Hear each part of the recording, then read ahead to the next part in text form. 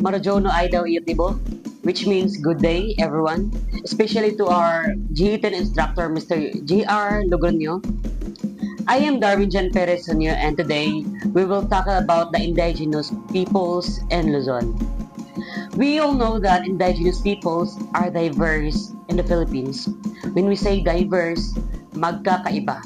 Bisan asa ka mag-adto, daghan jud makita ni mga indigenous peoples, not only in the Luzon, but all over the Philippines, especially in Mindanao.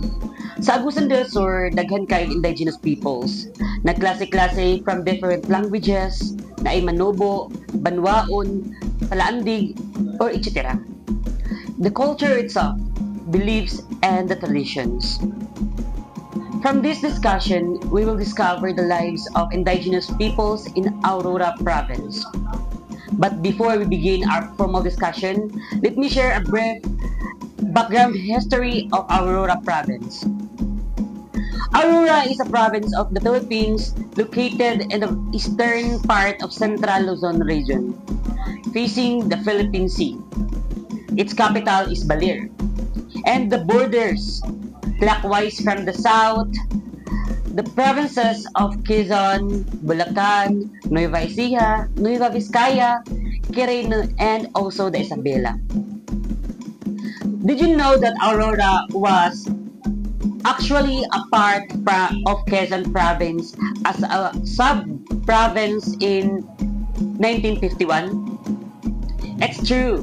Aurora was named after Aurora Aragon, the wife of Manuel L. Quezon, the president of the Philippine Commonwealth, after whom Quezon Province itself was named.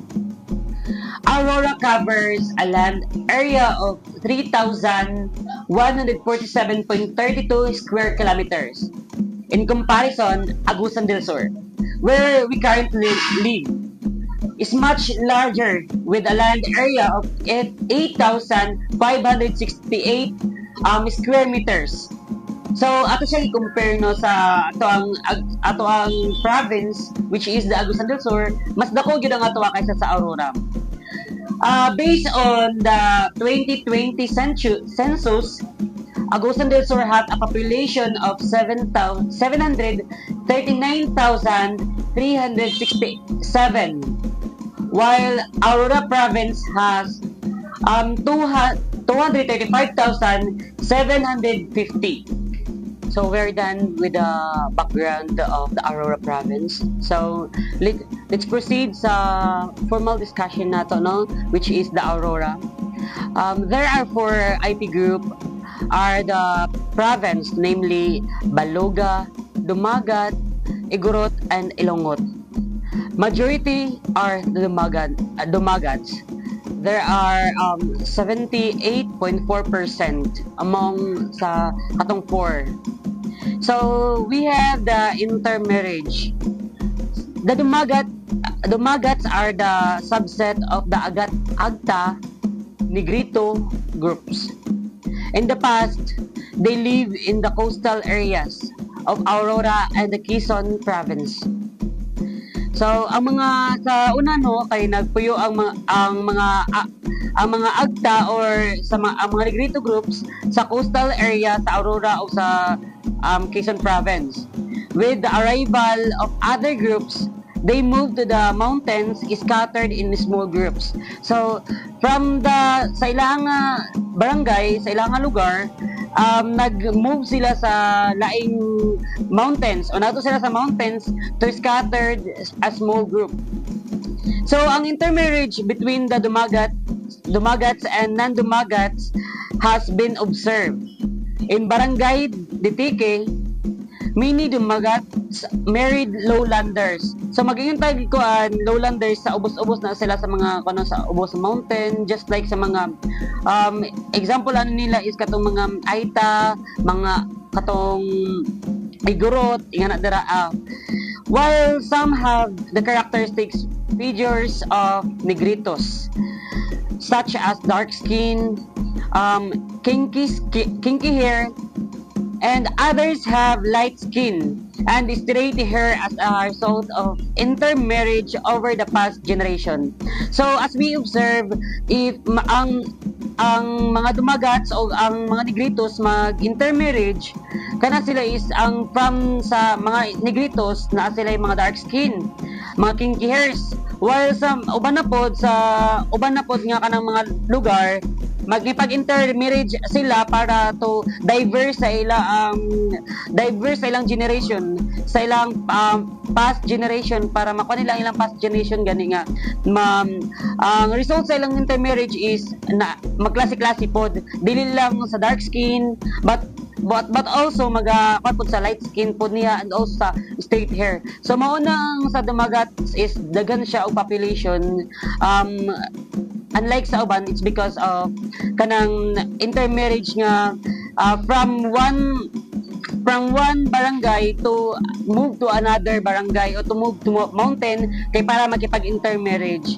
So naisa ka woman nag-express sa kuan lagi nga the assistance they need. According to her, we do not have permanent jobs, so we want to have a livelihood project. It has to be related to rattan gathering because it has been our practice. We also need to tribal hall in our community because we do not have a place to gather and discuss except for this small church. So makita gid nato no nga ang kakulangon sa mga dumagat women or biskan pa sa mga lalaki dito ang ilang mga kakulangon. Ang mga babae ganito no kay ang ilang wala sila permanente nga jobs, kundi ano lang ang ila katulang pag skills lang gid nang ipakita nila, ang ila ang pagiging aesthetic, ang pagiging creativity nila. And so kuan sila, gusto nila nga na livelihood project. And also sa katong paggigonok nga skills nila sa itong lang creativity, which is moto siya ang rattan gathering, nga mo na naghatag sila practice to help them nga para mabuhi sila sa ilaang pang-adlaw-adlaw. So mo na siya, wala po sila ilaing ginadiskussan gani kundi ang kanalang sa small church nila. Mo nang gusto nila na sila assistance or project, gusto nila nga naa sila tribal hall kay para makita nila dito sila magka-gather o mga maka-share o mga kwan nila, kay para na sila kung just in case man lang gusto nila pag na meeting mahitabo na sila komportable nga meetinganan. And also according sa 17 women in this community attended the adult legacy classes. It was very good. We want to learn more. We want to more third level of literacy class next time.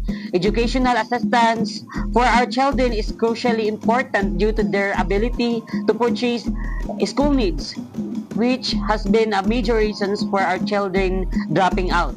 So muna ang gipangayo sa mga indigenous communities in the Philippines sa dumagat sa Aurora province. So mo nang kinahanglan nila not only for intermarriage but also the assistance that they need.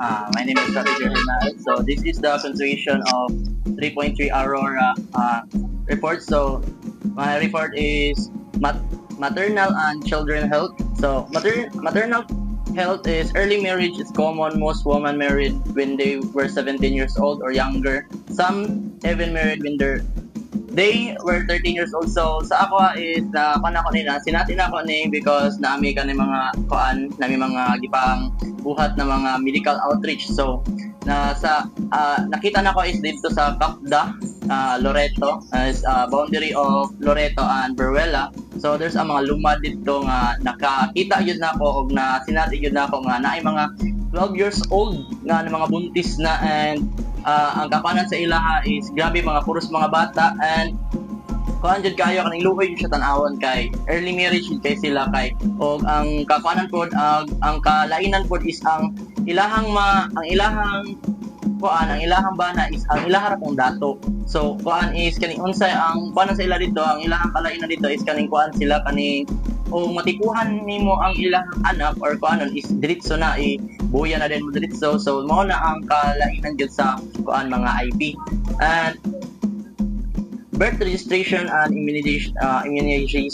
Some of women have not registered their birth. All of the children were vaccinated also. Tuod na dyan yung uban dito nga wala dyan na vaksinan, and ang uban dyan is wala dyan siya birth certificate, wala yun sila na-register yun sa paan. Wala sila mapakita nga na sila mga birth sa. And common illness dito yun is the common illness is hypertension and diarrhea and common cold. So ang nakita lang ako dito is halos ang ilahang mga illness is kanang mga burot-burot sa ilahang lawas. Kanya ang uban dito is kanang malnourished din siya, kulang sa ilang mga pagkaon. And water and sanitation. So water arrived along the community, provides water for bathing and washing, transportation and gathering products for the mountain and playground of children. Drinking water is usually done from spring. So ang ilaha dito is a source of kanila is ang kaning sapa. So makuan po nila, gamit po nila sa ilahang mga pangbaligya nila dito nga makapaghimo sila og kanang mga basket. So na transportation lang nila dito is ang sapa, o dito lang po sila magkuha og ilahang pang adlaw-adlaw na pang imnonon nga na dito sila kaning mura lang source of water dito And sanitation, some of households have toilets facilities while others do not. This is a sanitation is used especially views of the river. So ang halos ang uban dito makita na is wala sila toilet, and the paan po yun is ang ilaha lang dato or ilaha lang kanang dato yun ang naapan dito kaning naay mga kaning toilet. So sa kuan po is kaning mga napoy kuan dito mga traditional nila na mga method dito, labi na kuan kanang mga anak or aside the traditional na midwife dito. Sa yung tawag dito is sa uban tawag is manghihilot, pero dito sa mga Manobo is tawag nila is kanang babaylan. So mo na makakuan nila maduulan or kanang magkuan sila mga balatian or ilang ikuan, dito lang sila magpakuan. And that's all my report of kanang confusion of Aurora. So, my name is Junrino Gumban. So, I'm the next reporter. So, my topic is education. So, among dumagat children and youth aged 7 to 19 years old, a third was not studying. For many, it is difficult to finish even grade school. Among the women, there was a similar shortfall in educational attainment. The major reason for dropping out is lack of funds to purchase school supplies and pay for transportation costs. So sa sa dumagat children kibali sa ilang area, kasagaran dito ang mga babae wala naga eskwela kanang katulo sa ilang pamilya kibali kanang katulo nga anak wala naga-eskwela tungod sa kaning kawadon sa pang financial kanang ilang like kanang pang fight nila kaning gamit ilahang gamit sa kaning sa eskwelahan, transportation mo na ilahang kaning mo na babag sa ilang pag-eskwela kibali mo na naga-drop ang mga estudyante.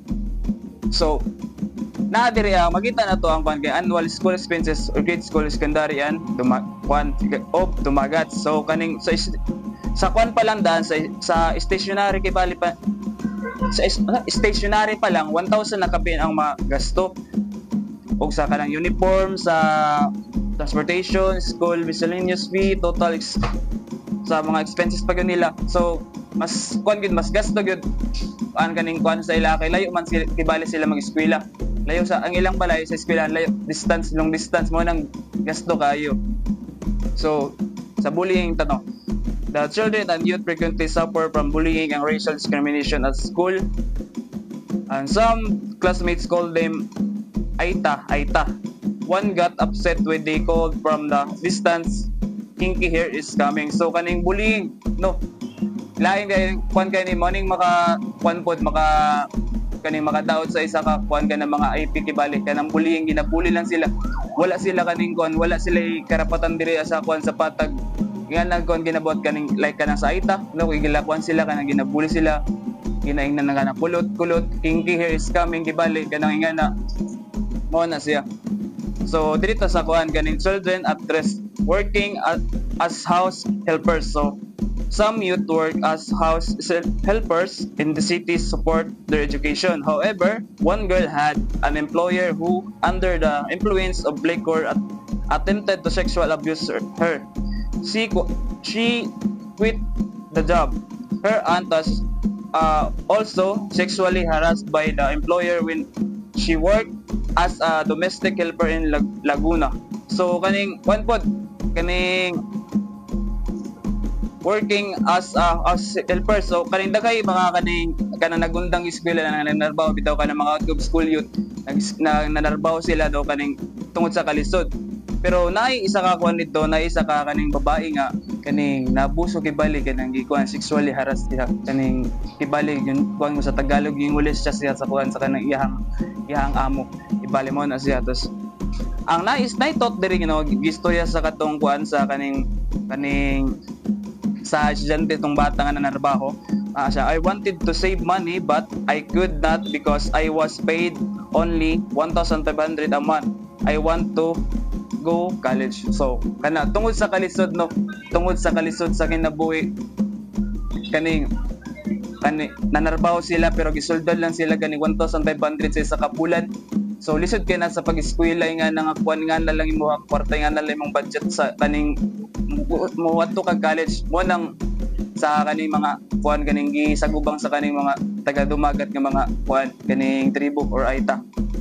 Child labor, the out of school children and youth help their parents in various economic activities. Some gather rattan on mountain and make charcoal. So child labor no, sa mga bata pa lang kabalan daw sa ikuan panginabuhi like kanang sample diri is kanang wadto sila bukid manguha sila guway manguway sila kibali para mabuhi sila kaning makatabang sila ginikanan kay wala man sila nang eskwela kibali mo na lang niya lang panginabuhi nila. So mura tawa sila man.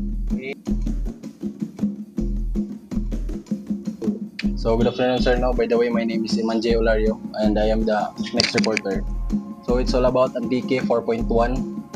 So ingon pa diri sir no. In 2010, the total population was 546,000 or whom 3,030 in indigenous people. So kato na calculate sir na sa mga 5.5%. No, they are constitute the Ati, Cayumen and Bukidnon groups. Their main source of livelihood are laundering, farm labor, handicraft, fishing and hunting. So ang ila daw primary source sa ilang pamumuhay is mo to pangangaso, paglalaba o mga handicraft kanang mga ukit kamay nga mga kuan. No? So 4.1 there is a 4.1.1 situation of indigenous people about sa sitwasyon nila sir. So mo ni siya. Food shortage with concomitant hunger is alarming to the Ati community. Majority of them eat twice a day and some once a day. No, they are thin and frail looking. The adult combine breakfast and lunch in one meal. The school children skip breakfast. So ang pa diri ang pagkaon nila shortage daw kay sila no. Mao gini naka-alarma sa ila usahay ba dito kaduha ra sila mo kaon sa kadlaw napag-iuban kay sa mukaon. Ingon pa diri some are thin and frail looking sa kanang luoy na siya ba niwang na gyud kay tungod kay di na kay sila ka pudding good. Unya ingon pa diri usahay ang ilang pamahog pa yun to ila lang gisabay. No. Usahay pagidani ang sa mo tong mga nag-eskwela kay di na daw sila mamahomad na sila giskwelahan nga way count. Same. So ingon pa diri naigi-quote diri sir nga kanang message ingon pa diri I feel unhappy because I am hungry. I always go to school without having breakfast. I only eat once a day and I feel very sad during lean months because there is nothing to eat. So ingon pa diri wala anang sad daw siya ba tungod kay wala na sila ginakaon. Muadto daw siya sa eskwelahan nga walay kaon. Samot na pag daw sa lean months kanang kuan ba? Lean months kanang mga walang-wala na bang mga adlaw ba? No, samot na pag daw diha kay wala na pag daw sila ay makaon. Bisag kita masigaw bisag ako manggana sa ro ko kaon high blood nga you know. So samot na sila luoy kay sila. Mao na ilang kahimtang. Inability to procure school needs is a majority reason why Ati children stop going to school. Mo ni mga hinungdan no. Ana pa message dire ingon pa sir. My children stopped going to school because they are hungry all the time and we could not afford their schooling. Gutom na daw kay sila niya. Something sa mga basic needs nila sa eskwelahan, di daw makaya. No, my children drop out due to hunger and inability to obtain school supplies. He collects scrap iron to buy food. I feel very sad that I cannot provide food from my children as I feel as if I am abusing them. No, so ingon pa dito mo ra gyapon tungod kay naglisod gid daw sila sa pag-aaral niya. Di man lang sila kapalit sa mga basic school supplies, siguro wala sila lapis man lamang or notebook na kasulatan tungod lagi sa kapait nila. Usahay daw kay mga lakal na lang sila para na mapalit og pagkaon. No, nya nasad ang ilaha ginikanan kay sa ilang paminsar sa panahon nga wala nila gipakaon nilang estudyante, ilang mga anak naka-feel silang murag abusaran gid nila ilang anak. Mo to ingon. And pa diri sometimes they have to absent from school for some school to help their parents. No, a 12-year-old grade 5 student occasionally help her mother to do laundry, which result in her being absent from school. Every day is a struggle for the ati to obtain food. Hunger and storage of food supply are the most serious problems needing immediate attention.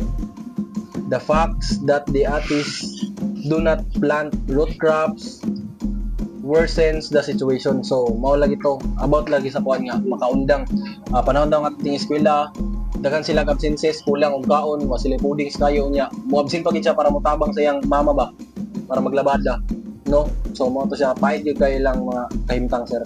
So sa proceed ta 4.1.2 financial problem. Dira po to sa atong mga financial law. Ang ingon diri my mother asked me to stop attending school because my family does not have money. Naingnan daw siya sa iyang mama nga undang lang sa kanak kay murag di na ginato makaya ni ang mga bayro nun. And I was 13 years old when I stopped schooling. 13 pa daw siya. Since then, I have been helping my father in farming and fishing. So, ga-farm man niya papa, tabang lang po siya farm po. Tataba sila doa. And fishing, so managat sila. And I am sad that I had to stop my schools. I have to stop my schools. So, I want to go back. I want to be a policeman. So, nangandoy di ang bata, sir, na gusto daw niya ma-policeman. The saddest moment in my life was when I had to stop school while I see my former classmates going. So, pinakasakit pa gid nga part is gusto niya makahuman pero nakaundang pa siya niya makita niya ang classmate niya nagpadayon niya siya wala. So, when I asked if he wanted to return to the school or have an informal education such as adult literacy, he replied, I want to go back to school. I am not worried about being surrounded by younger students in class. I would even be able to bear the bullying. I really want to go back to formal schooling and proceed higher education. So last noon, ingon ba siya nga pinakasakit nga part sa iya, nakita niya mga classmate niya nga nagpadayon while siya nagundang. So gipangutan na siya kung gusto ba niya magpadayon. Ingon niya nga gusto pa daw niya nga magpadayon daw, bahala daw mapalibutan siya mga manghod-manghod siya kay siyempre kay out of school youth naman siya sir no. Gusto mas pilion pa lang daw na niya, kaya daw niya handle ng bullying, makapadayon lang siya ng eskwela o makaproceed sa higher education. So maura to sir no. Hello everyone, my name is Jan Jasper Daniel, second year BS Agribusiness student. So, my report is financial problem. So, kabalo man tano, financial problem is the biggest problem of indigenous people. So, dahil sa ka-estudyante nga gusto mo eskwela sa pagka-pulis, pero tungod sa kapobrehon, napilitan siyang magundang para mutabang na lang siya ang ginikanan para makakaon sila. So, ginapapatabang sa siyang ginikanan nga mag-farming o mag-fishing. So, na-feel siya ka ng kasad kay tungod nakita niya yung classmate nga kapadayon og eskwela ta siya wala. So, gusto siya mo return sa pag-eskwela to para makuha ang iyang gusto nga career. So, mahimong police. So, he prefers to formal schooling over alternative education. Even nga ginabuli siya kapadayon gyapon sila sa pag-eskwela. Pero mao lagi ang problema is financial problem. So thank you, that's all my report.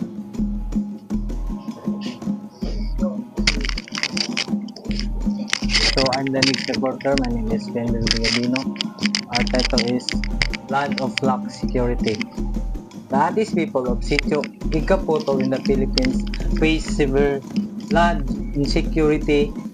So ang mga Atis people daw is nagatubang sila sa kakulangon sa ilang ay kanang mga problema nila sa ilang kayutaan. They do not own the land they live on and have been forced to relocate multiple times despite their desire for permanent home. So wala daw sila yung mga kaugalingon nila nga kayutaan. Sumoto mangita silang lugar nga ilan na pong mapuy-an. This displacement is due to a combination of factors: lack of land ownership, economic hardship, and natural disaster. So kaning sa lack of land ownership is mo na siyang wala kung katulaging wala sila kaugalingon nga yuta. So kung diri sa economic hardship to is kanang ilang mga anak nga imbis gusto nila pa eskwelahon, dili na lang kay ang ilang panginabuhi sa panginabuhi nila para na silang kaugalingon kay wala sila tarong nga trabaho. Kung kanipong sa natural disaster is mo nang makabalin sila og kanang lugar kay tungod kay naikuan pares anang lindol o kana pong baha mo na makabalin sila og lain-lain nga lugar. The constant moving severely impacts their ability to establish stable livelihood and create significant hardship. So imbis na sila stable nga trabaho, makabalhin na lang sila og laing lugar kay mo lagi na sila sa gobyerno kanang wala na ang manay lang na-expire na ilang pagpuyo dito sa yuta. One specific example details there are eviction after 5 years of living on land promised to them through a government program. So mao to, ipahawa na sila sa gobyerno kay na-expire na ilang pagpuyo dito sa 5 years. Nang nangita na proceed na po sila sa laing lugar. So marata ko, salamat. Hello everyone, my name is Mark Caldo. So my topic is all about violence against women. Violence against women related to alcoholism among men is a serious issue. The community located in the lowland where liquor shops are accessible and men spend money on liquor. Most of women have been regularly abused or beaten by intoxicated husband. So violence against women related to alcoholism is serious issue, especially sa kanang indigenous community. Kay kasagaran sa mga kalalakihan dito or kanang mga bana is kina-priority pa nila ang pagpalit og ilimnong makahubog kaysa sa pagpalit og kanang mga pinanghalan sa balay or mga pagkaon. So ang mga kababaihan is apektuhan ani kay tungod sa mapasmo na sila kay tungod ang mga kwarta sa ilang bana or mga income is ginagasto ra sa ilimnong makahubog. Tapos isa pa yung nga issue is kanang maabuso pa sa ilang mga bana kay just like kanang ang ilang bana mauli nga hubog.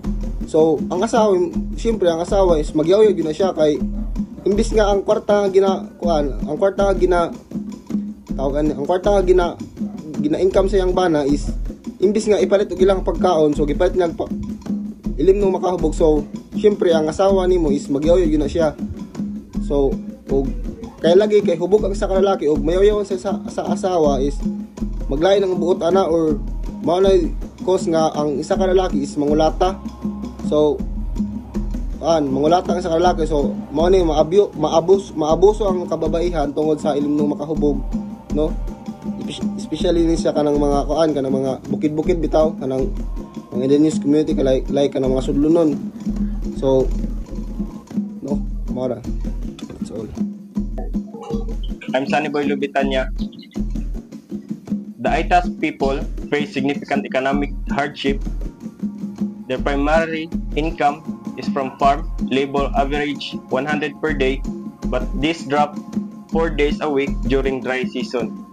Ang ilahan ng main income dito kay kuan daw na sa farm, mag-labor sa farm kunya ilang sweldo kay 100 per day. Supplementary income source include fishing, livestock, raising and laundry service nga mag-income sila 100 to 150 per week o magbuhat po sila nipa 300 per month. Hunting provide additional income especially during full moon. This combination of low and consistent economic leads to widespread poverty and hunger. Tungod ana no ang mga ITAS no nagkakuan sila nga matrabaho sila sa laing lugar no para sa Negros. Many seek better opportunities in Negros but risk of exploiting and violence remains high, as illustrated by the tragic account of a father shot by CAFGO officer. The number highly served economic vulnerability of ITAS community.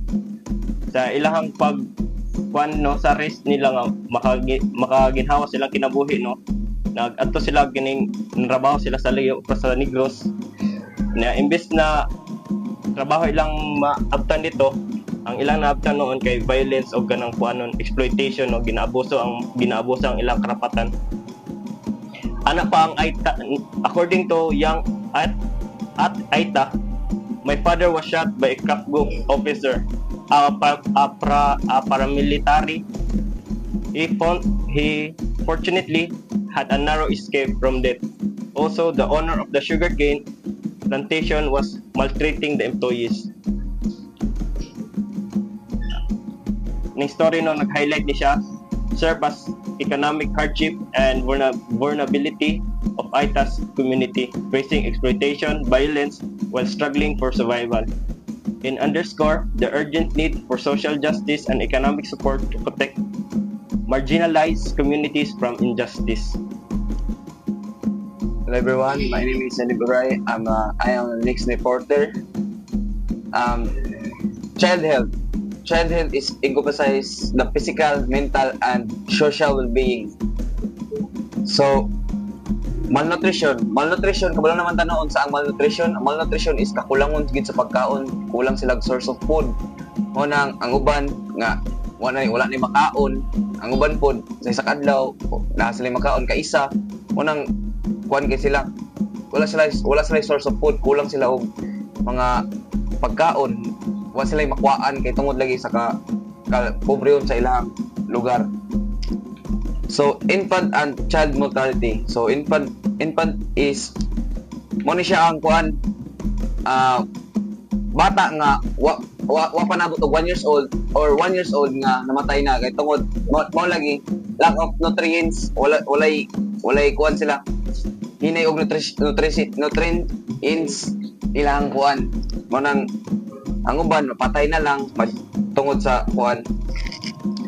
So child mortality is mo ni siya ang nag-refers to deaths occurring before child reaches the age of 5. So ang uban mapatay na sila pas lang abot og 5 lack of malnutrition, kulang, mga payat kay wala kay sila makaon.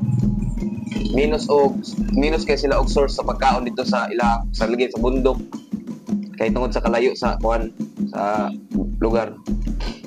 Birth registration and immunization. So birth registration is the official process of recording a child birth, providing legal recognition and permanent record of their existence, while immunizing is the process of making a person resistant to a specific disease, typically by administering vaccines. So water and sanitation. So may water sanitation is some sa ilaha is one kay sila wala sila water source kay lagi layo sila, bukid sila, minus sila og tubig mo nang ang uban na dito sila na uban dito nga maligya 1 to 5 pesos lang ang by container. So each household uses about 4 containers daily to save money. They limit laundry and bathing, some to laundry twice a month, other twice a week. So, nagiingon dito nga I was clothes only twice a month to minimize water and soap expenses.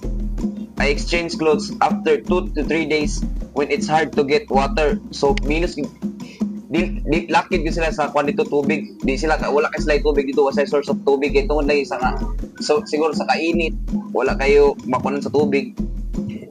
It is uncomfortable to wear the same clothes because they smell bad.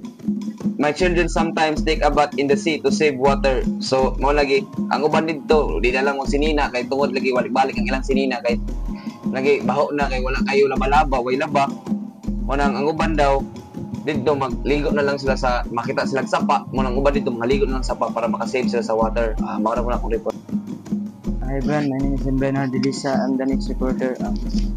Education high rate of dropping out from school due to hunger is a major hindrance. Bullying is another problem. So, ang kuan daw no is mo daw ni taas ang rate sa dropping sa mga estudyante tungod sa kuan pag tungod aning sa kagutom o ginabully sila.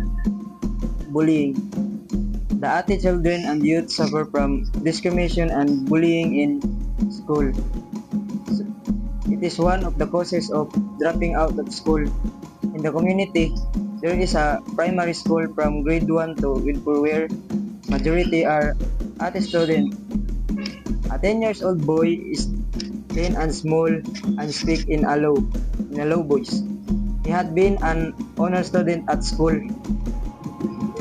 I stopped going to school for a year at grade 1 because I could no longer bear the bullying.